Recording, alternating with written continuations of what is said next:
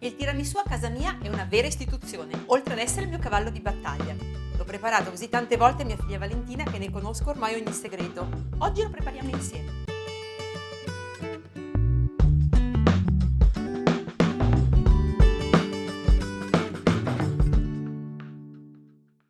Per un buon tiramisù dobbiamo partire da una buona base, la crema al mascarpone. Inizio dividendo i tuorli dagli albumi. Mi raccomando, usa uova a temperatura ambiente.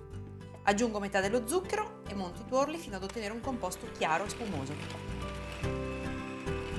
Unisco il mascarpone e mescolo per non formare grumi.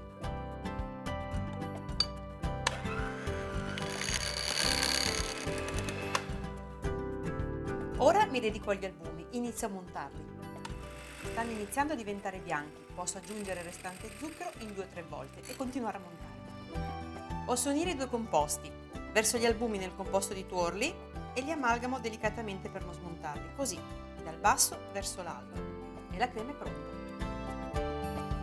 Componiamo il tiramisù. Con queste dosi puoi realizzare una pirofila da 22x16 cm o 6 bicchierini da 150 ml di capienza.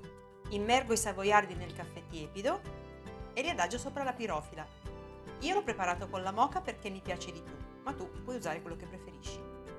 Creo un abbondante strato di crema al mascarpone che livello con una spatola, poi una bella spolverata di cacao amaro in polvere e il primo strato è finito.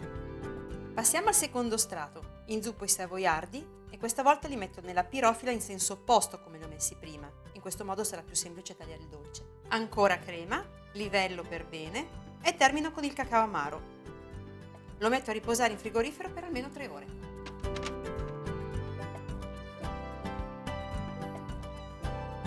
Puoi servire il tiramisù nella versione classica o in bicchierini monoporzione e arricchirlo con scaglie o gocce di cioccolato. Adesso non mi resta che assaggiarlo.